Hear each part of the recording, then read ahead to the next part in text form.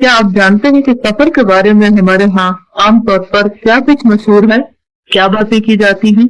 अच्छा, ये भी एक कॉन्सेप्ट है कि पहले 13 दिन ज्यादा सख्त है और अगर उसमें से किसी से कोई गलत काम हो जाए तो फिर सारा साल ही होता रहता है। ये तो हम बाद में देखेंगे कि हुजूर सल्लल्लाहु अलैहि वसल्लम ने इसके बारे में क्या फरमाया, लेकिन वैसे आपका क्या ख्याल है इन सारी बातों के बारे में? तवहुमात, इनको क्या कहा जाए? ये किस किस्म की तवहुमात है? हाँ, ये शुगून की किस्म में आती है। इनका हैसियत क्या होगी इस्लाम में? हराम है, मकरूह है, मुबाह है, मसनून है, या फिर शिरक है या बिदत है? क्या नाम क्या देंगे आप इसको? सिर्फ बिदत है। अच्छा, अगर आप कहते हैं शिरक है तो क्यों शिरक क्यों है? सफर की वजह तस्मिया ये है कि इस महीने में अमूमन उनके घर खाली रहते थे और ये लड़ाई भिड़ाई और सफर में चल देते थे। जब मकान खाली हो जाए तो अरब कहते हैं सफर अल मकानो, स्वाद से, और इसकी जमा है अस्फार, जैसे जमल की जमा है अजमाल। रबी अल अव्वल का नाम इस वजह से है कि इस महीने में इनकी इकामत हो जाती थी, रुक जाते थे। इर्तिबा कहते हैं इकामत को, और इसकी जमा है अरबा, रबी की जमा अरबा, जैसे नसीब की जमा अनसबा, और इसी वजह से इसकी जमा अरबा भी है, जैसे रगीफ की जमा अरगफा भी होता है। रबी उल आखिर, आखिर नहीं आखर, फर्क है ना दोनों में। इसका नाम इसलिए कि इसी वजह से है, गोया ये इकामत का दूसरा महीना है, आखिर दूसरे को कहते हैं ना। नेक्स्ट, जमाद अल ऊला की वजह तस्मिया यह है कि इस महीने में पानी जम जाता था। इनके हिसाब में महीने गर्दिश नहीं करते थे, यानी ठीक हर मौसम पर ही हर महीना आता था। जिस तरह फिक्स महीने होते हैं, जैसे हमारा दिसंबर में सर्दी होती है, और तो इनके यहाँ भी इब्तिदा में वो 10 दिन बढ़ा देते साल में, तो फिर वो क्या होता, एक ही मौसम में महीने आते चले जाते। और हो सकता है ये वजह भी हो कि अगर ये 10 दिन न बढ़ाए जाएं, क्योंकि अरबी में तो सारे महीने गर्दिश करते रहते हैं, हर मौसम में आते हैं, तो उसकी वजह ये होगी कि जब इब्तिदा में इन्होंने इसका नाम ये रखा होगा तो उस वक्त ऐसा ही मौसम होगा। अब आप सोच रहे होंगे कि मक्का में तो बड़ी गर्मी होती है, कहाँ पानी जमता है और किस मौसम में जमता है? लेकिन आप देखें कि मक्का की निस्बत मदीना ठंडा है और वहां अच्छी खासी सर्दी होती, और फिर उसकी निस्बत रियाज और नश्त का इलाका जो है तो बहुत ही ठंडा है, शदीद किस्म की सर्दी पड़ती, शदीद मौसम है वहां, शदीद गर्मी शदीद सर्दी। कहा जाता है मोहम्मद बिन अब्दुल वहाब के संतरियों में से एक संतरी सर्दी से जम गया था, कहा जाता है, आई डोंट नो सही है कि नहीं, जिससे ये ज़हन में आता है कि वो जब इब्तिदा में पहली मर्तबा जो महीनों की सेटिंग कर रहे होंगे नामों के एतबार से, तो उसमें जमाद नुक्ता इन जमाद आपके यहाँ भी इस्तेमाल होता है। फिर इसी तरह एक शायर ने भी कहा कि जुमादा की सख्त अंधेरी रातें जिनमें कुत्ता भी बेमुश्किल एक आध बार ही भौंकता है, यही ठंडक की वजह से। इसकी जमा जमादियात आती है, जैसे हुबारा और हुबारियात। ये मुजक्कर मुअन्नस दोनों तरह मुस्तामिल है। जमादुल ऊला और जमादुल आखिरा या उखरा इसीलिए कहा जाता है कि दूसरा भी वैसा ही, यानी 2 महीने एक जैसे, क्योंकि जब सर्दी आती है तो एक महीना ही तो नहीं आती। रजब ये माखूज है तरजीब से, तरजीब कहते हैं ताजीम को, रजब ताजीम की वजह से, क्योंकि ये महीना अजमत और इज्जत वाला, इसलिए इसको रजब कहते हैं। इसकी जमा अरजाब है और रजबात भी है। शाबान का नाम शाबान इसलिए कि इसमें अरब लूट मार के लिए इधर उधर मुतफर्रिक हो जाते, शाब ग्रोहों में बच जाते। तशईब के माने हैं जुदा जुदा होना, बस इस महीने का नाम यही रख दिया गया। इसकी जमा है शाबीन और शाबानात। रमजान को रमजान इसलिए कहते हैं कि इसमें ऊंटों के पांव बवजह शिद्दत गर्मी के जलने लगते थे। रमदतिल फिसाल उस वक्त कहते हैं जब ऊंटों के बच्चे सब प्यासे हों। इसकी जमा रमजानात आती है, हम तो उर्दू में रमजानों कहते हैं ना, तो रमजानात। और रमादीन और रामिजा भी आती है। बाद लोग ये कहते हैं कि ये अल्लाह के नामों में से एक नाम है, ये महज गलत और नाकाबिल इल्तिफात कौल है। इसके बारे में एक हदीस भी है लेकिन वो ज़ईफ है। शव्वाल माखूज है शालतुल इबिल से, ये महीना ऊंटों की मस्तियों का महीना है, इब्तिदा में जब रखा गया इसका नाम, और ये वही उठा दिया करते हैं, इसलिए इसका नाम यही हो गया। इसकी जमा शवावील और शवाविल और शवालात आती है। जुल्कादा या जुल्काद का नाम होने की वजह यह है कि इस माह में अरब लोग बैठ जाया करते थे। कादा का माना होता है बैठ जाए, लड़ाइयां लड़के बैठ जाते, न लड़ाई के लिए निकलते और न सफर के लिए। इसकी जमा है जवातुल कादा। जुलहज को दुल्हज इसलिए कहते हैं कि इस माह में हज होता है, इसलिए इसका नाम ये मुकर्रर हो गया। इसकी जमा है जवातुल हज, जू पे गवाह, और हज को हज, हज्जात नहीं। तो ये भी थी इन नामों की वजह तस्मिया। अब हफ्ते के दिनों को लीजिए, इतवार सोमवार मंगल बुध, تو عربی میں اس کو کیا کہتے ہیں؟ اتوار کو کہتے ہیں یوم الاحد، اس کی جمع آحاد بھی ہوتی ہے۔ پیر کے دن کو کہتے ہیں اسنین، احد 1 اور اسنین 2، اور اس کی جمع اثانین آتی ہے۔ منگل کو ثلاثاء کہتے ہیں، ثلاثاء کیا ہے؟ تیسرا۔ یہ مذکر بھی بولا جاتا ہے اور مؤنث بھی، اس کی جمع ثلاثاوات اور اثالث آتی ہے۔ بدھ کے دن کو اربعاء کہتے ہیں، اس کی جمع اربعاوات اور ارابی آتی ہے۔ جمعرات کو خمیس کہتے ہیں، وہ اربع خمسہ سے خمیس، اس کی جگہ اخمسہ اور خامس آتی ہے۔ جمعہ کو جمعہ اس لیے کہتے ہیں کہ اس میں جماعات آتی ہیں، لوگ اکٹھے ہوتے ہیں۔ ہفتے کو سبت کہتے ہیں، سبت کا معنی قطع کرنا، کاٹنا، چونکہ ہفتے کے دنوں کی گنتی یہاں ختم ہو جاتی ہے، بات کٹ جاتی ہے، لہذا اس کو سبت کہتے ہیں۔ اور اس کے علاوہ یہ بھی ہے کہ یہود کے لیے سبت خاص طور پر اہم دن تھا، اس میں وہ آرام کیا کرتے تھے، یعنی کام ان کے ختم ہو جاتے تھے۔ 4 مہینے جو ہے حرمت والے جن کا قرآن پاک میں ذکر کیا گیا وہ تو ہے قابل احترام۔ اس کا یہ مطلب نہیں کہ باقی مہینے جو ہے ان کا احترام نہیں کرنا چاہیے، ان میں جو چاہے انسان کرے۔ جاہلیت کے لوگ اپنے اعتقاد کی وجہ سے سفر کے مہینے کو منحوس سمجھتے تھے۔ یہ اعتقاد کہاں سے ہے؟ اسلام سے نہیں بلکہ جاہلیت سے، اور اسے خیر و برکت سے خالی سمجھتے تھے۔ اس مہینے میں جنگ و جدل کرتے، مکانوں کو خالی کر کے چلے جاتے، آپس میں لوٹ مار کرتے، تو ان کی اس بدعملی کی وجہ سے ان کے خیال کے مطابق یہ مہینہ خیر و برکت سے خالی ہو گیا۔ ظاہر جہاں جنگ ہو وہاں خیر تو نہیں ہوگی اس میں، لیکن دراصل سفر برا نہیں، نہ منحوس ہے، جیسا کہ بعض موجودہ زمانے کے مسلمان ہونے کے باوجود بھی جاہلیت کی پیروکاری میں اس کو منحوس سمجھتے ہیں، اس میں شادی بیاہ کو برا سمجھتے ہیں، خصوصاً 13 دن تو بہت ہی منحوس سمجھتے ہیں۔ اچھا، اب نحوست کا یہ وقت اور دن کی نحوست کے بارے میں قرآن میں کیا تصور ہے؟ قرآن نے کن دنوں کو منحوس قرار دیا؟ ہاں، جن دنوں میں قوموں پر عذاب آیا، تو وہ دن منحوس نہیں تھے بلکہ وہ عمل ایسے تھے کہ جنہوں نے بدبختی کو دعوت دی۔ اللہ سبحانہ وتعالیٰ قرآن پاک میں فرماتے ہیں کہ کل انسان الزمناہ طائرہ فی عنقہ ونخرج له یوم القیامۃ کتابا یلقاہ منشورا اقرأ کتابک کفی بنفسک اليوم علیک حسیبا۔ معنی کیا ہے اس آیت کا؟ کہ ہر انسان کی بدشگونی، ہر انسان کی قسمت اس کے گلے میں لٹک رہی ہے۔ قسمت کا تعلق کسی خاص مہینے سے نہیں، نحوست کا تعلق کسی مہینے سے نہیں، نحوست کا تعلق تمہارے اپنے اعمال سے ہے۔ تم خود لڑائی جھگڑے کرتے ہو، جنگ و جدل کرتے ہو، تب تمہارے گھر خالی ہوتے ہیں، تب تمہاری عورتیں بیوہ ہوتی ہیں، تب تمہارے بچے کٹتے مرتے ہیں۔ تم کہتے ہو یہ مہینہ خرابی کرتا ہے، یہ تو تم خود ہو جو کرنے والے ہو۔ کل انسان الزمناہ طائرہ فی عنقہ، ہر انسان کی قسمت اس کے اپنے گلے میں لٹک رہی ہے، جو اس کے اعمال کی شکل میں اس کے سامنے آتی ہے، اس میں کسی مہینے کو کوئی دخل حاصل نہیں ہے۔ بہرحال ان کا اعتقاد کیا تھا کہ یہ مہینہ جو ہے یہ خیر و برکت سے خالی ہے، اس میں کوئی خیر نہیں، اس میں کوئی بھلائی نہیں، اور پھر نہ صرف یہ کہ خیر و برکت سے خالی کہتے بلکہ اس کے ساتھ کچھ اور شگون بھی لیتے۔ عربوں کے ہاں بہت سے توہمات تھے، مثلاً یہ جو طائر کا لفظ توہم کے لیے استعمال ہوتا ہے، ان کے ہاں کیا تھا کہ جب کوئی کام کرنے کا ارادہ کرتے تو پرندے کو اڑاتے یا جانور بھگاتے، اگر تو بھگاتے ہوئے یا اڑاتے ہوئے وہ دائیں طرف جاتا تو کہتے کہ یہ کام اچھا کر لینا چاہیے، اور اگر وہ بائیں طرف جاتا تو کام روک دیتے کہ یہ کام ہمارے حق میں ٹھیک ہے۔ جیسے ہم استخارہ کرتے ہیں نا، تو وہ استخارہ کس سے کرتے تھے؟ پرندے اڑا کے کرتے تھے۔ توہم کی ایک قسم تھی، حالانکہ پرندے بیچارے کے ہاتھ میں تو نہ کسی کی قسمت ہے اور نہ ہی اچھا برا ہے۔ اسی طرح اگر گھر سے نکلتے اور خاص جانور مثلا بلی رستے میں آ جاتی تو واپس آ جاتے کہ بلی رستے میں آ گئی، کام نہیں ہونا۔ ہمارے یہاں تو کالی بلی ہے نا، جن کے یہاں کالی تو نہیں تھی، ہر بلی تھی۔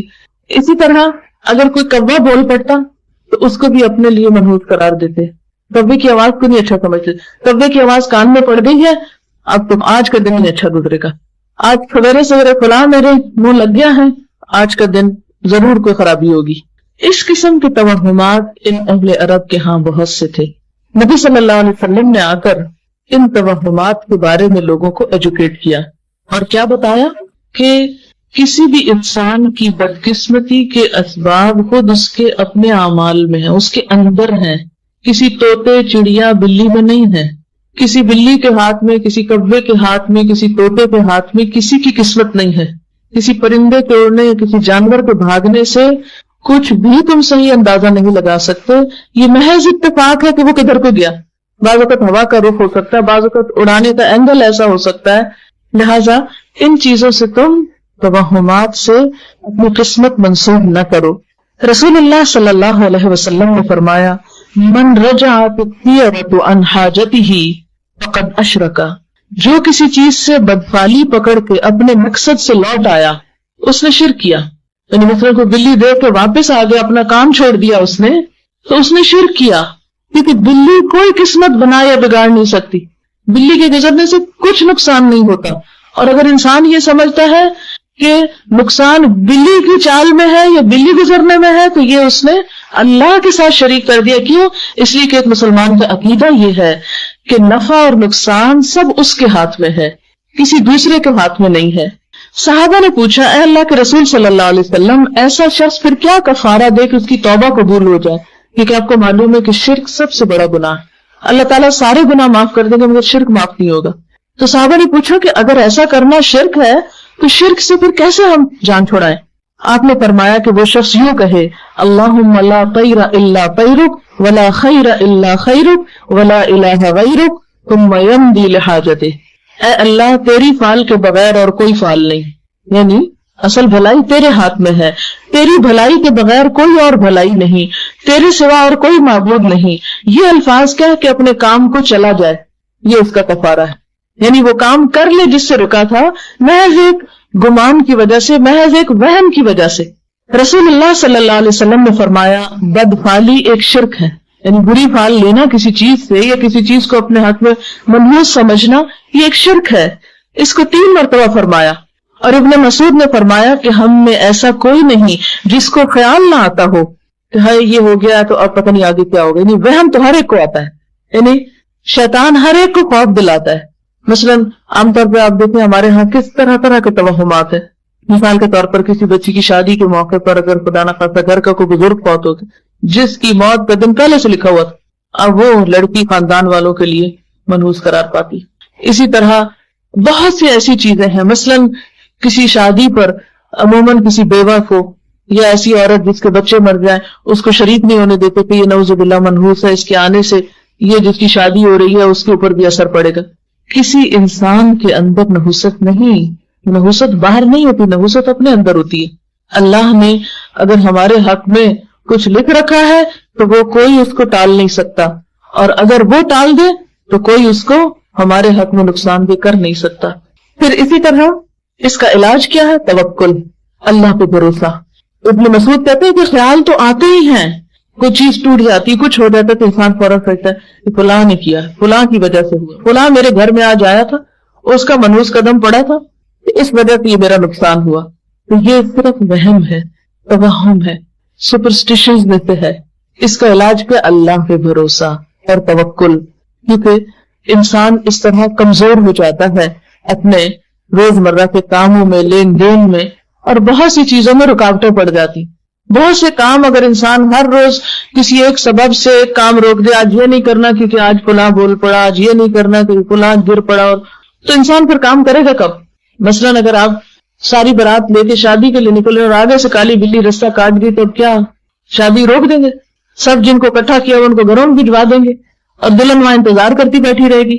اگر اس بات کو سچائی سمجھ لیا جائے, دلی پتہ نہیں کس شومیہ قسمت سے کہاں سے وہ گزر رہی تھی اپنے رزق کی تلاش میں, تو کس نے بتایا؟ کہاں لکھا ہوا ہے؟ کیا دلیل ہے ہمارے پاس؟ کچھ بھی نہیں, صرف لوگوں کی باتیں ہیں, صرف لوگوں کے خیالات ہیں کہ ایسا ہو جاتا ہے اور ایسا ہو جاتا ہے. اس کے پیچھے نہ کہیں قرآن میں کچھ فرمایا گیا ہے, نہ نبی صلی اللہ علیہ وسلم کی سنت میں کچھ ہے, اور اپنی زندگی کو ہم نے محض انجانے اور بے حقیقت خوف کی وجہ سے مشکل بنا لیا ہے. اسی لیے اللہ سبحانہ وتعالیٰ قرآن پاک میں فرماتے ہیں أَلَمْ تَرَ إِلَى الَّذِينَ أُوتُوا الْكِتَابَ يُؤْمِنُونَ بِالْجِبْتِ وَالطَّاغُوتِ, کیا تم نے دیکھا ان کتاب والوں کو کہ یہ جبت اور طاغوت پہ ایمان لاتے ہیں؟ یہ جبت کیا چیز ہے؟ جبت کہتے ہیں بے اصل, بے حقیقت, بے فائدہ چیز کو, اور اسلام کی زبان میں کہانت, فال لینا, ٹونے ٹوٹ کے, بدشگونی, وہمی باتیں, وہمی خیال, سپرسٹیشن, ان کو جبت کہتے ہیں. اللہ تعالیٰ فرماتے ہیں تم نے دیکھا یہ پیپل آف دا بک, یہ پڑھے لکھے لوگ, یہ کتاب والے جن کے پاس اللہ کی کتاب شریعت موجود ہے, ان کا حال دیکھو کہ یہ جبت پر ایمان لائے ہوئے ہیں, بے حقیقت باتوں کو مانتے ہیں. ان کی عقل کہاں گئی ہے؟ اور پھر وَيَقُولُونَ لِلَّذِينَ كَفَرُوا هَؤُلَاءِ أَهْدَىٰ مِنَ الَّذِينَ آمَنُوا سَبِيلًا، اور کافروں کے بارے میں کہتے ہیں کہ ایمان والوں سے تو یہی زیادہ سیدھے رستے پر ہے. فرمایا اولئک الذین لعنہم اللہ، ایسے لوگوں پر اللہ لعنت کرتا ہے، یعنی جو بے حقیقت چیزوں پر ایمان رکھے وہ اللہ کی رحمت سے محروم ہوتے ہیں. وَمَن یلعن اللہ، اور جس پر اللہ لعنت فرما دے، فلن تجد لہ نصیرا، تو اس کے لیے تو ہرگز تم کسی کو اپنا مددگار نہیں پاؤ گے. یعنی اگر اللہ کی رحمت سے کوئی دور ہو جائے تو اللہ کے سوا کوئی نہیں کہ پھر اس انسان کی کوئی خیر کر سکے. رسول اللہ صلی اللہ علیہ وسلم نے فرمایا پرندے کے نام سے کنکری پھینک کے، لکیر کھینچ کے، پرندہ اڑا کے فال لینا سب جبت میں شامل ہے. یہ سب بے حقیقت باتیں ہیں، یعنی جو فال اور زائچے وغیرہ بناتے ہیں ان کی اسلام میں کوئی حقیقت نہیں. اسی طرح جادو، کہانت، فال گیری، ٹونے ٹوٹکے، یہ سب چیزیں اسلام میں ممنوع ہیں اور انسان کے دین کے لیے نقصان دہ ہیں. سحر یا جادو کے بارے میں فرمایا کہ جس نے جادو کیا اس نے گویا کفر کیا، یعنی ایمان کا دشمن ہے جادو. اور اسی طرح آپ نے کچھ پڑھ کے دھاگے پہ گرا لگانے کو جادو کی قسم قرار دیا، کیونکہ بعض اوقات کسی کے پاس نہیں جاتے، لوگ خود بھی بیٹھ کے اس قسم کے کام کرتے رہتے ہیں. یہ سب چیزیں ناپسندیدہ ہیں. حضرت ابو ہریرہ رضی اللہ تعالی عنہ سے روایت ہے، صحیح بخاری کی یہ روایت ہے، رسول اللہ صلی اللہ علیہ وسلم نے فرمایا مرض کا لگ جانا، یعنی یہ وہم کرنا کہ مجھے فلاں سے لگی ہے، الو سے بدشگونی لینا، بید اومن، اور سفر کے مہینے کو منحوس سمجھنا، یہ سب باتیں بے حقیقت ہیں، ان کی کوئی حقیقت نہیں. حضرت جابر بیان کرتے ہیں کہ میں نے خود رسول اللہ صلی اللہ علیہ وسلم سے سنا کہ مرض لگ جانا یعنی کسی سے اچھوت کا یہ سمجھنا کہ اسی سے لگا ہے، سفر کے مہینے کو منحوس سمجھنا اور بھوت پریت پر یقین کرنا، یہ سب خیالات ہیں، ان کی کوئی حقیقت نہیں. یعنی پریاں اور بھوت نام کی کوئی چیز نہیں. جن ہیں، جن کا ذکر قرآن میں آتا ہے، لیکن جنوں کے علاوہ پریوں کا تصور اور بھوتوں کا تصور، ان کی کوئی بھی حقیقت نہیں. حضرت برادہ سے روایت ہے آپ صلی اللہ علیہ وسلم بدشگونی نہیں لیتے تھے، کسی بھی چیز سے برا شگون نہیں لیتے تھے کہ یہ دن میرے لیے برا ہے، یا یہ تاریخ بری ہے، یا یہ انسان برا ہے، یا یہ کوئی خاص کھانا یا کوئی جانور، کوئی بھی چیز. آپ صلی اللہ علیہ وسلم کسی بھی چیز سے برا شگون نہیں لیا کرتے تھے. ایک اور حدیث میں آتا ہے آپ صلی اللہ علیہ وسلم کے پاس فال گیری کا ذکر کیا گیا کہ لوگ اس طرح فال لیتے ہیں. آپ نے فرمایا ان میں سے سب سے اچھی چیز تو نیک فال ہے. یعنی اگر آپ کسی کو بابرکت سمجھے، کسی مہینے کو یا دن کو یا کسی انسان کو یا کسی مجلس کو، وہ تو ٹھیک ہے، لیکن اس کے برعکس منحوس سمجھنے لگے کسی کو تو یہ درست نہیں. اور بدفالی کسی مسلمان کو کام سے نہ روکے. خاص طور پہ آپ نے فرمایا بدفالی کسی کو کام سے نہ روکے، کام سے نہیں رکنا. جو ارادہ کر لیا اذا عزمت فتوکل علی اللہ، جب کسی کام کا ارادہ کر لو تو پھر اللہ پہ بھروسہ کرو اور وہم و توہمات سے نکل آؤ. بس جب تم میں سے کوئی کسی چیز کو ناگوار دیکھے تو یہ دعا پڑھے، یعنی اگر سمجھے دل میں خوف آئے یا خیال آئے کہ فلاں چیز کی وجہ سے پتہ نہیں اب یہ ہوتا ہے یا نہیں، تو یہ دعا پڑھنی چاہیے. اللہم لا یأتی بالحسنات الا انت ولا يدفع السیئات الا انت ولا حول ولا قوت الا بک.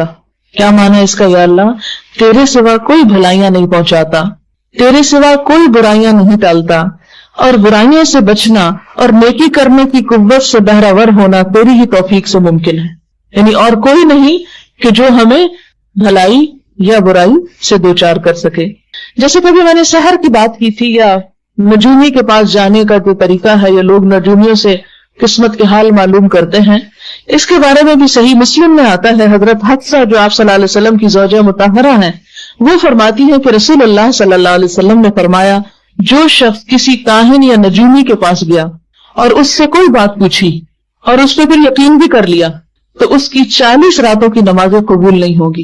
یعنی عبادات اس کی قبول نہیں ہوگی کیونکہ اس نے اپنا ایمان خراب کیا، کیونکہ غیب کا علم اللہ کے سوا کسی کے پاس نہیں. کیونکہ جب انسان کسی سے پوچھتا ہے وہ اٹھ پٹانگ کچھ بتا دیتا ہے، انسان اس پہ خوف کھانے لگتا ہے، اور جیسے انسان سوچتا ہے پھر چیزیں ویسی ہونے لگتی. مثلا اگر کوئی آپ کو کہہ دے کہ آج آپ کو بخار ضرور ہوگا تو اب آپ انتظار میں بیٹھ جائیں گے کہ اچھا کس وقت ہوگا. عام طور پر لوگوں کی باتوں اور سوچوں کا انسان پر بہت اثر ہوتا ہے، اور اگر ایک ہی بات 2-4 لوگ کہہ دیں، مثلا اگر 2-3 لوگ آپ سے دن میں کہہ دیں تو آپ پیلی لگ رہی ہیں، خیر تو ہے، آپ کی طبیعت ٹھیک ہے، ایک کے بعد دوسرے کے بعد تیسرا، تو آپ واقعی شیشہ دیکھیں گے جا کے کہ واقعی مجھے کچھ ہے. میرا خیال ہے کہ آج کچھ ہونے والا ہے, کوئی طبیعت میری واقعی خراب ہو رہی, کیونکہ عام طور پر لوگوں کی باتوں سے بہت اثر قبول کرتے ہیں.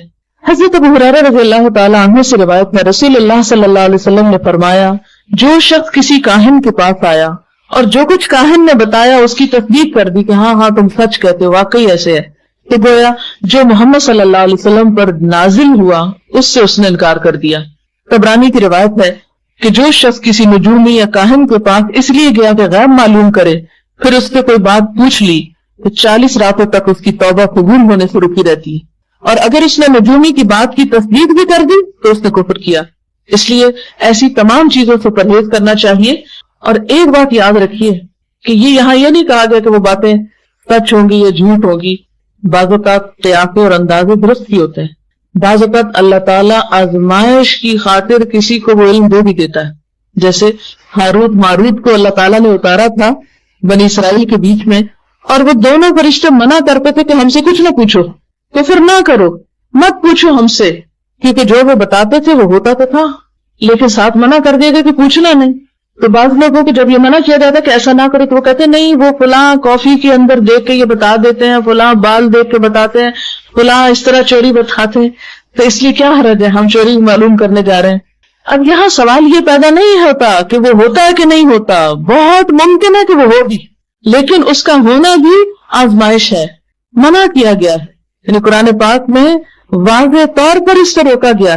اور بنی اسرائیل جو اہل کتاب تھے وہ کیا کرتے تھے, ان فرشتوں کے پاس جو انسانی شکل میں جادو سکھاتے تھے بیٹھ کر, کیونکہ جادو بھی بہرحال ایک علم تو ہے, چاہے وہ کفر ہے لیکن علم ہے, اور اس کے اندر تاثیر بھی ایسے ہی ہے جیسے جسمانی بیماریاں ہوتی ہیں, تو اسی طرح روحانی بیماریاں, جیسے مثلا کسی کو آپ گالی دے تو اس کے اوپر برا اثر پڑتا ہے, تو اسی طرح کچھ کلام ایسے ہوتے ہیں کہ وہ انسان کے اوپر اثر انداز ہوتے ہیں, لیکن ہمیں اس سے روکا گیا.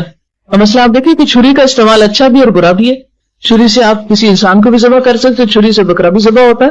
اگر چھری نہ ہو تو بہت سے کام رک جائے ہمارے, لیکن چھری کو ہونے کا یہ مطلب تو نہیں کہ اس سے نعوذ باللہ ہم انسانوں کے گلے کاٹے, اس کی تو ہمیں اجازت نہیں. اسی طرح کلام تو ہوتے ہیں لیکن ہمیں اس کی اجازت نہیں کہ ہم ان کو مس یوز کریں. بہت سے لوگ نعوذ باللہ قرآن پاک الٹا لکھ لکھ کے تو جادو کر رہے ہوتے ہیں تاکہ ان کے اوپر الٹا اثر ہو. ایسی چیزیں تو اپنی جگہ ہیں, لیکن ہمیں ان چیزوں کے پاس پھٹکنے سے منع کیا گیا. بعض لوگ کہتے ہیں نا, آ کے بڑی حجت دلیل سے ہم فلاں کے پاس گئے, اس نے تو ہر بحرف سچ بتا دیا جو کچھ ہمارے پاس گزرا.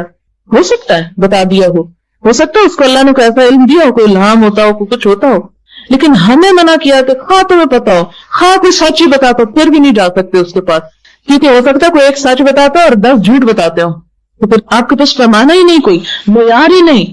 لہٰذا انسان کے فائدے میں انسان کو روکا گیا.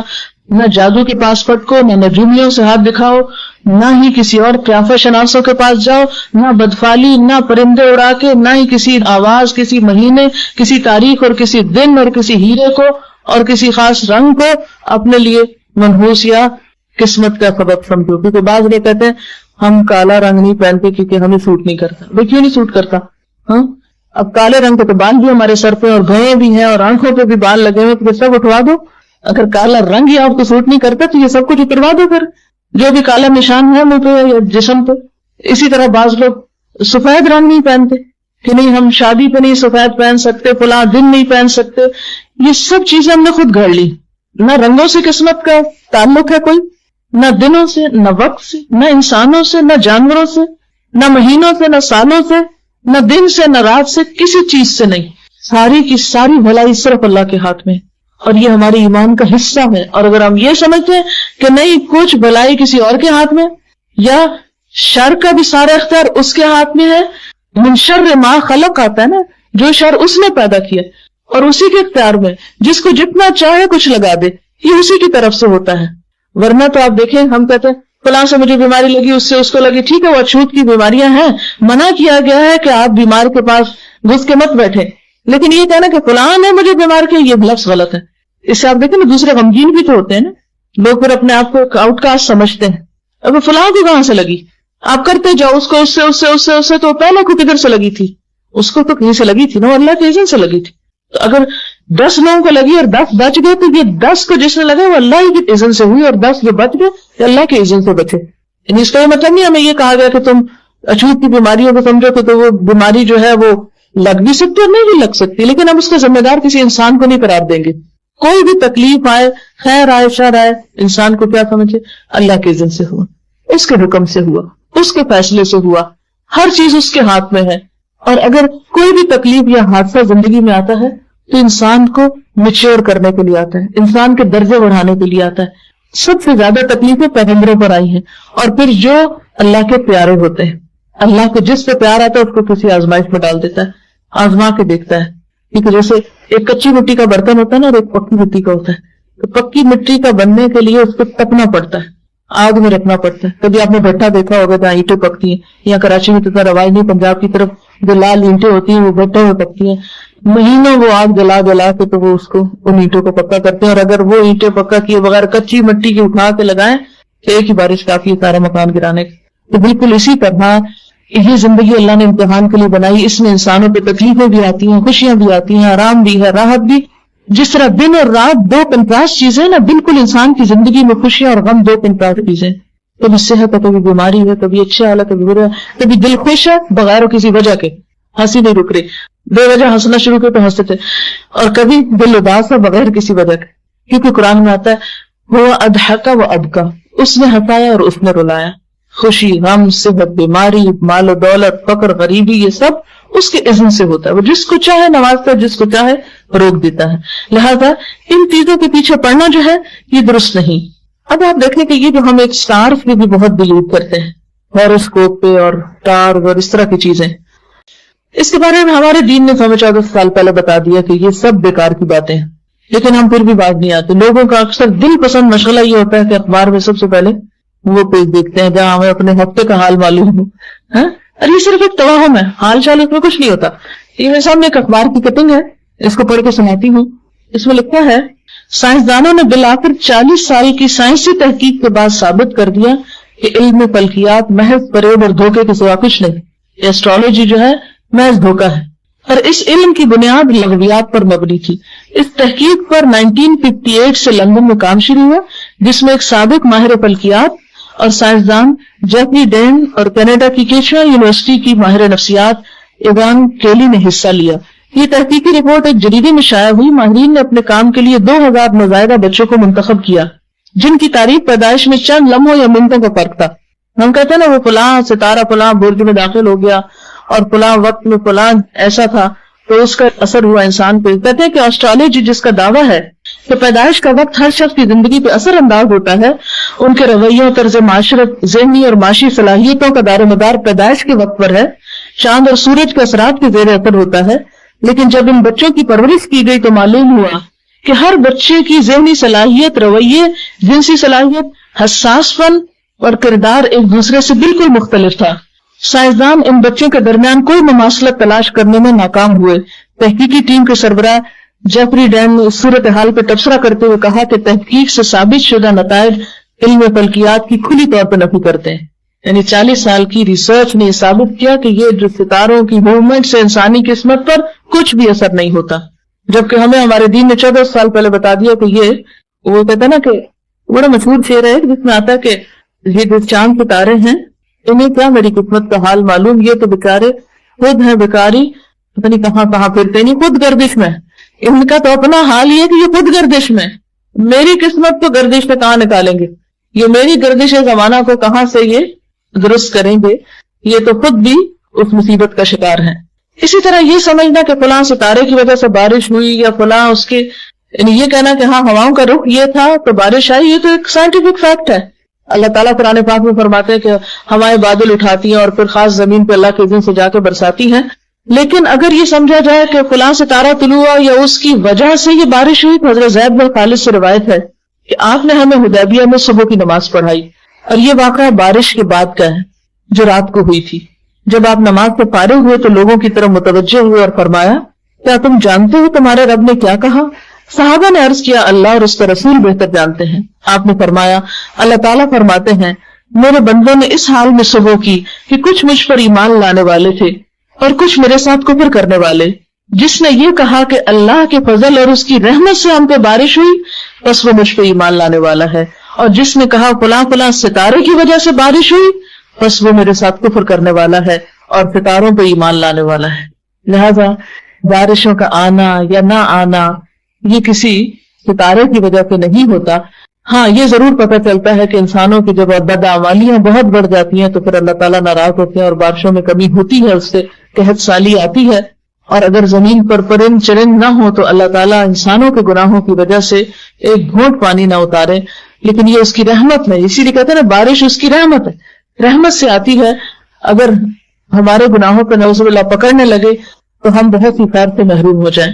اور بات یہ ہے کہ اتنی کلیئر باتیں ہونے کے باوجود بھی آج ہم مسلمانوں کے اندر یہ توہم موجود ہے کہ ماہ سفر میں ہزاروں بلائیں اترتی.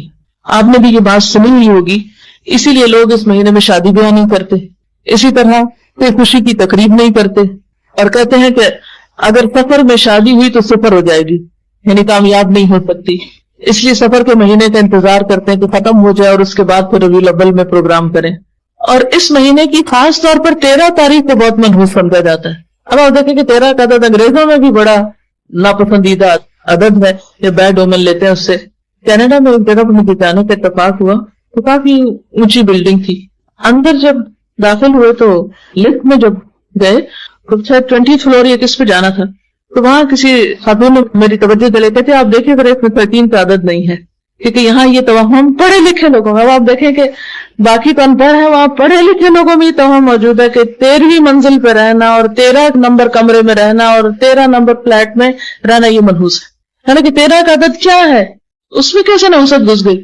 تو پھر خیال ہے, اس خیال نے ہمارے اوپر اتنا اثر کیا کہ ہم خوف کا شکار ہو گئے, اور پڑھے لکھے ہونے کے باوجود پوری ایک فلور جو ہے اس کا نمبر ہی اڑا دیا اور اس کو غائب کر کے اگلے پہ چلے گئے.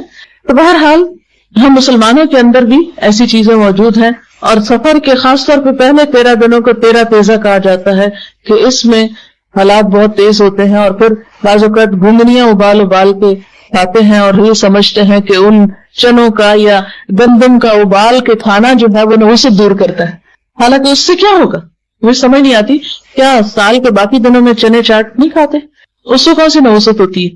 اگر خاص طور پر ان دنوں میں, اور اگر کسی کا ویسے اسٹمک اپسیٹ ہو تو وہ کیسے کھائے گا, اس کی نحوست تو پہلے پہ آ چکی ہے. اچھا, دوسری انتہا یہ ہے کہ وہ آخری بدھ کو اچھا سمجھتے ہیں, اور اس میں کیا کہتے ہیں کہ بعض مزدور لوگ کام نہیں کرتے, چھٹی مناتے ہیں, اور مٹھائیاں بٹتی ہیں بعض اوقات جہاں بلڈنگ وغیرہ بن رہی ہوتی ہیں, اور اس دن کو بڑا ثواب کا کام سمجھتے ہیں. اور کیا سمجھتے ہیں کہ اس آخری بدھ کو نبی صلی اللہ علیہ وسلم صحت یاب ہوئے تھے, اور آپ صلی اللہ علیہ وسلم سیر و تفریح کے لیے مدینہ سے باہر گئے تھے, تو اس لیے بعض لوگ باقاعدہ پکنک مناتے ہیں اس بدھ کو, اور عید کی طرح خوشی مناتے ہیں اور سیر و تفریح کے لیے جاتے ہیں, اور خصوصاً عورتیں باقاعدہ اس دن بننے سنورنے کا بھی اہتمام کرتی ہیں. اس میں پہلی بات تو یہ کہ تاریخی اعتبار سے یہ بات ہی غلط ہے, بلکہ اس دن آپ صلی اللہ علیہ وسلم کی بیماری شروع ہوئی تھی جس میں آپ کی پھر وفات ہوئی. یعنی کہاں یہ کہ جہاں آپ کی بیماری شروع ہو رہی ہے, معلوم نہیں ہمیں کس نے سجھا دیا کہ اس دن آپ صحت یاب ہوئے. کسی بھی ایک صحیح تاریخی روایت میں ایسی کوئی چیز نہیں پائی جاتی کہ اس دن آپ صحت یاب ہوئے تھے. اچھا, بعض لوگ اس دن چوری بھی دیتے ہیں, چوری بناتے ہیں یا کچھ, اور کیا کہتے ہیں کہ اس دن نبی صلی اللہ علیہ وسلم صحت یاب ہوئے تھے تو آپ نے چوری کھائی تھی. اب آپ دیکھیں کہ نیا نیا کوئی شخص بیماری سے اٹھا ہو تو کیا اس کو چوری کھلاتے ہیں؟ یعنی عقل کو بھی یہ بات نہیں لگتی. لیکن آہستہ آہستہ انسان واپس لوٹتا ہے اور انسان کھانے کی طرف آتا ہے. اور آپ کو معلوم ہونا چاہیے کہ نبی صلی اللہ علیہ وسلم نے اپنی زندگی میں کبھی بھی چپاتی نام کی چیز نہیں کھائی, جس کو ہم چپاتی بولتے ہیں, یا میدے کی روٹی کبھی نہیں کھائی. چوری تو کہاں کھائیں گے آپ؟ آپ ہمیشہ انشنے آٹے کی, موٹے آٹے کی روٹی کھاتے تھے, جس کو آج ہم نے پھر سمجھ لیا کہ ہاں صحت کے لیے وہی اچھا ہے. براؤن بریڈ اسی لیے بہت عام ہو رہی ہے بنسبت چپاتی کے. بہرحال بہت لوگ جو ہے دنوں میں مٹی کے برتن توڑ دیتے ہیں گھر میں, اور وہ کہتے ہیں کہ اس طرح ساری بلائیں جو ہیں وہ ٹل جائیں گی. پھر اسی طرح کچھ لوگ اس مہینے میں آنے والے سال کے لیے 365 آٹے کی گولیاں بنا کے ہر گولی پہ قرآن کا کوئی خاص حصہ پڑھتے ہیں اور پھر مچھلیوں کو کھلاتے ہیں جا کے, اور یہ کہتے ہیں کہ اس سے بھی بلائیں ٹلتے ہیں. جی, یا المزمل ہر گولی پہ پڑھتے ہیں. تو اگر کسی شہر میں تالاب ہی نہ ہو اور سمندر اس کے کنارے نہ لگتا ہو, وہ کہاں مچھلیاں لائے گا اور ان کو کھلائے گا؟ اور اگر 2-4 مچھلیاں اور ان کو 365 گولیاں ہر ایک نے لا کے ڈالی ایک تالاب میں, میرا خیال ہے تالاب آٹے سے بھر جائے گا. بھر گیا؟ لا حول ولا قوت الا باللہ. اور مچھلیوں کو الٹا مارنے والے دنیا بھر میں انوائرمنٹ کے بارے میں لوگ اتنے کانشیس ہیں, اور اگر وہ یہ دیکھیں کہ مسلمان جانوروں کو اس طرح آٹا کھلا کھلا کے مار رہے ہیں اور تالاب کو آٹے سے بھر رہے ہیں, تو کیا سوچیں گے ہمارے بارے میں؟ یعنی کس قدر ناسمجھی کی باتیں ہیں نا. تو بات یہ ہے کہ آپ صلی اللہ علیہ وسلم نے خاص طور پر سفر کا نام لے کے فرمایا کہ لا عدوى ولا طیرہ ولا حامہ ولا سفر، کوئی سفر منحوس نہیں، سفر میں کچھ بھی نہیں ہے، کوئی ایسی خاص عبادت نہیں ہے، کوئی نحوست نہیں ہے، کوئی اور اس قسم کی توہمات کرنے کی ضرورت نہیں ہے. جو حدیث میں آپ کو سنا رہی ہوں یہ باقاعدہ اوتھینٹک بخاری مسلم کی حدیثیں ہیں کہ جس میں آپ صلی اللہ علیہ وسلم نے اپنے لوگوں کو توہم سے نکالا تھا، اور ہم نے پھر باتیں گڑ گڑا کے دوبارہ اپنے آپ کو اسی چکر میں ڈال دیا. پہلی بات یہ کہ اس مہینے میں نبی صلی اللہ علیہ وسلم سے کسی خاص عبادت کی بھی کوئی تاکید نہیں ہے، صرف یہ کہ آپ کا معمول تھا کہ ہر مہینے کے جو ایام 20 ہوتے تھے اس میں روزے رکھتے تھے، اور وہ سفر میں بھی اور ربیع الاول اور ہر مہینے میں. ایام 20 کیا ہے؟ چاند کی 13، 14 اور 15 تاریخ جو فل مون ہوتا ہے. جو فل مون ہوتا ہے نا تو اس کی روشنی اور اس کا جو وہ ایک خاص ہے. تو آپ نے دیکھا تو سمندر پر وہ اثر انداز ہوتا ہے، یعنی اس سے مد و جزر ہوتا ہے، ہائی ٹائیڈ ہوتی ہے. تو اسی طرح انسانی جسم کے اندر بھی یعنی ایک خاص قسم کی وہ اس کے جو جذبات ہیں یا اس کے اندر جو کثافات ہیں ان پر ضرور اثر انداز ہوتا ہے. اور یہ قسمت یا وہ کوئی ان نون چیز نہیں ہے، اس سائنٹیفک فیکٹ کے جو چاند کے جو روشن راتیں ہیں وہ سمندر کے پانی پر اثر انداز ہوتی ہیں، اسی طرح انسانی طبیعتوں پر بھی اثر انداز ہوتے ہیں. تو انسان کو کول ڈاؤن کرنے کے لیے نبی صلی اللہ علیہ وسلم نے ان 3 دنوں کے روزے کو مسنون قرار دیا جو صرف سفر میں نہیں ہر مہینے رکھے جا سکتے ہیں. رمضان میں تو خیر سارا ہی مہینہ ہوتا ہے، 13، 14 اور 15 چاند کی. اب یہ جتنی بھی توہمات ہیں، مثلا آپ دیکھیں ہمارے یہاں یہ کہتے ہیں کہ دائیں آنکھ پڑتے تو مصیبت آتی ہے، نعوذ باللہ. ہتھیلی میں خارش ہو تو پیسے ملتے ہیں، رات کو جھاڑو دیں تو رزق چلا جاتا ہے، منڈیر پہ کوا بولے تو مہمان آ جاتا ہے، جوتے پہ جوتا ہے سفر ہوتا ہے، اور 1001 مثالیں آپ ڈھونڈ سکتے ہیں کہ جو توہمات ہمارے ہاں پائے جاتے ہیں اور اس سے خود بخود نتیجے نکالے تھے. اگر کوئی پوچھے یہ جو تم کہہ رہے ہو کہ ہاتھ جو ہتھیلی پہ خارش سے ایسا ہوتا ہے پیسہ ملتا ہے، تو کیا غریبوں کے ہاتھ پہ کبھی خارش نہیں ہوگی؟ یہ غریبوں کو کبھی خارش کی بیماری نہیں لگی ہوگی؟ یہ سب ہمارے اپنے فتوے ہیں اور یہ جھوٹی بات ہے، ان کی کوئی حقیقت نہیں. یاد رکھیں مومن کا عقیدہ کیا ہے کہ نفع اور نقصان صرف اللہ کے ہاتھ میں ہے. سورۃ التوبہ آیت نمبر 51 میں اللہ تعالیٰ فرماتے ہیں قُلْ لَن يُصِيبَنَا إِلَّا مَا كَتَبَ اللَّهُ لَنَا هُوَ مَوْلَانَا وَعَلَى اللَّهِ فَلْيَتَوَكَّلِ الْمُؤْمِنُونَ. آپ کہہ دیجئے ہمیں ہرگز کوئی برائی یا بھلائی نہیں پہنچتی مگر وہ جو اللہ نے ہمارے لیے لکھ دی. اللہ ہی ہمارا مولا ہے اور اہل ایمان کو اسی پہ بھروسہ کرنا چاہیے. پھر اسی طرح نبی صلی اللہ علیہ وسلم ایک مرتبہ حضرت معاذ کا ہاتھ پکڑ کے فرماتے ہیں یا معاذ واللہ انی احبک، اے معاذ اللہ کی قسم میں تم سے محبت کرتا ہوں. دیکھو میں تمہیں چند کلمات سکھاؤں گا، ہر نماز کے بعد ان کو پڑھنا نہ بھولنا، اور وہ رب اعنی علی ذکرک و شکرک و حسن عبادتک، اللہ میری مدد فرما اپنے ذکر پر، اپنے شکر پر اور خوبصورت عبادت پر. اسی طرح آپ صلی اللہ علیہ وسلم نے ایک اور دعا سکھائی، ہر نماز کے بعد یہ پڑھی جاتی اللہم لا مانع لما اعطیت ولا معطی لما منعت ولا ينفع ذا الجد منک الجد. اے اللہ نہیں کوئی روک سکتا جو آپ عطا کر دیں، یعنی تو جو دے تو کوئی بھی اس میں رکاوٹ نہیں ڈال سکتا، اور کوئی دے نہیں سکتا جو آپ روک دیں. اگر اللہ کا اذن نہ ہو تو ساری دنیا کے لوگ مل کر بھی فائدہ نہیں دے سکتے. جیسا کہ ایک اور حدیث میں آتا ہے کہ آپ صلی اللہ علیہ وسلم نے فرمایا کہ تم یقین رکھو کہ اگر سارے لوگ مل جائیں اور تمہیں کچھ فائدہ دینا چاہے تو جب تک اللہ کا اذن ہو نہیں دے سکتے، اور سارے مل کے کوئی نقصان دینا چاہے تو نہیں دے سکتے جب تک اللہ کا اذن نہ ہو. اور نہیں فائدہ دے سکتی کسی دولت مند کو آپ کے عذاب کے مقابلے میں دولت، یعنی قیامت کے دن انسان کی دولت اس کو عذاب سے نہیں بچا سکے گی. اور آخری بات یہ کہ یہ جو ہم طوطا پال لیتے ہیں یا چوری کے لیے فال نکلواتے ہیں، اس میں بھی بہت احتیاط کی ضرورت ہے. بعض اوقات اگر کسی کی چوری ہو جائے تو لوگ کیا کرتے ہیں کہ امام مسجد یا کسی بھی علم والے سے دیوان حافظ یا گلستان یا قرآن پاک سے فال نکالتے ہیں، اور سچا عقیدہ ان کا ہوتا ہے، وہ مخصوص ورقے کھول کے تو ان کے اندر سے کوئی اندازے لگاتے ہیں کہ اچھا یہ لفظ آ گیا تو اس لفظ سے فلاں کا نام بنتا ہے، اور کون کون ہے تمہارے خاندان میں اس طرح، تو کسی نہ کسی پہ الزام لگا دیا جاتا ہے کہ فلاں چور ہے تمہارے گھر میں. اس کے بارے میں ایک واقعہ ہے کہ ایک شخص پر اسی طرح چوری کا الزام لگا، بڑا ناسمجھ شخص تھا.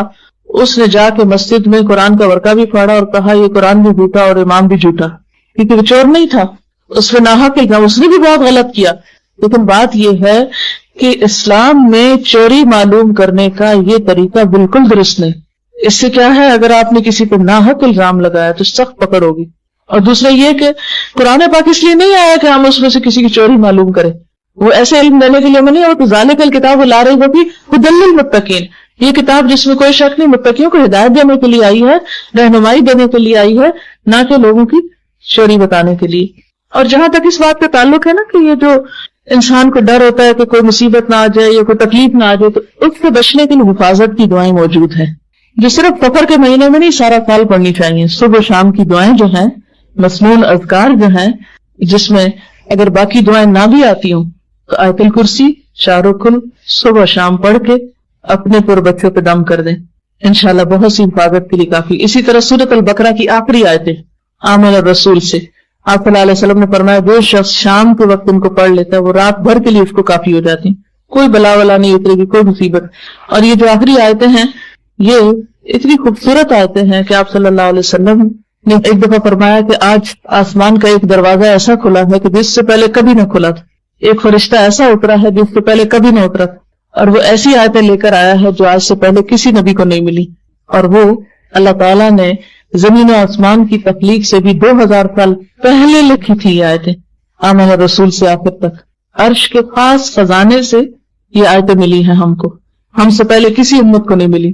تو اگر آپ مغرب کے وقت نماز میں مثلاً اس کو پڑھ لیں, عادت بنا لیں, یا کسی بھی وقت رات کو سونے سے پہلے پڑھ لیں, آیت الکرسی پڑھ کے چاروں طرف پھونک دیں, تو انشاءاللہ اللہ کی حفاظت پہ آپ رہیں گے. ورنہ کسی اور کے بس میں حفاظت نہیں ہے کسی کی. ولا یعودہ حفظہما وہو العلی العظیم. کیوں؟ اس لیے کہ لا تأخذہ سنۃ ولا نوم, نہ اللہ تعالیٰ سوتے ہیں نہ اس کو اونگ آتی. کتنے بھی گارڈ رکھ لیں اونگ آ سکتی, ان کو نقصان پہنچایا جا سکے, لیکن اللہ تعالیٰ کی ذات کوئی اس تک نہیں پہنچ سکتا. لہذا اصل حفاظت اسی کی حفاظت ہے. اس لیے انسانوں سے بے نیاز ہو کر کوئی انسان آپ کو نقصان نہیں دے سکتا. یاد رکھیں, یقین ہونا چاہیے اور ایمان ہونا چاہیے. اس سے انسان کے اندر اتنا توکل اور اتنی بے خوفی اور اتنا اطمینان آتا ہے کہ کوئی مجھے نقصان نہیں دے سکتا جب تک اللہ نہ چاہے, اور میں اپنے آپ کو اللہ کی حفاظت میں دیتی ہوں. اور اسی طرح آپ کا مال, جان, عزت, ہر چیز اس کے ہاتھ میں. نبی صلی اللہ علیہ وسلم کا طریقہ کیا تھا؟ جب کوئی خوف ہوتا, جب کوئی پریشانی ہوتی, جب کوئی تکلیف ہوتی, فوراً اللہ کی طرف رجوع کرتے. ہمیشہ نماز کے ساتھ مدد مانگتے, جس طرح خود اللہ تعالیٰ نے قرآن پاک میں فرمایا وَاسْتَعِینُوا بِالصَّبْرِ وَالصَّلَاةِ, صبر اور نماز کے ساتھ مدد مانگو. تو جو طریقہ قرآن میں بتایا گیا, جو نبی صلی اللہ علیہ وسلم کی سنت ہے, اس کو چھوڑ کر مچھلیوں کو آٹے کی گولیاں کھلانے سے کوئی حفاظت نہیں ہوگی اور کوئی بلائیں نہیں ٹلیں گی, اور نہ چنے کی گونگنیاں کھانے سے کوئی مصیبت ٹل سکتی ہے. یہ سب خرافات ہیں, خود ساختہ چیزیں ہیں, دین ایمان کو نقصان دینے والی ہیں. لہٰذا جو اصل ہے اس کی طرف لوٹیں, اور جو توہمات ہیں ان سے خود کو نکالیں, کیونکہ ان کا سب سے بڑا نقصان یہ ہے کہ انسان کام سے رک جاتا ہے, انسان کے ارادے متزلزل ہو جاتے ہیں, انسان کے اندر سے ڈٹرمنیشن ختم ہو جاتی, یقین اور ول پاور کم ہو جاتی. تو اس لیے ان چیزوں سے بچنا بے حد ضروری. تو اللہ تعالیٰ سے دعا ہے کہ اللہ تعالیٰ ہمیں ہر طرح کے توہمات, بدسگونیوں اور ایسے گمان سے بچائے اور شرک سے بچائے کہ جو انسان کے اعمال کی بربادی کا ذریعہ ہو. وآخر دعوانا ان الحمد للہ رب العالمین.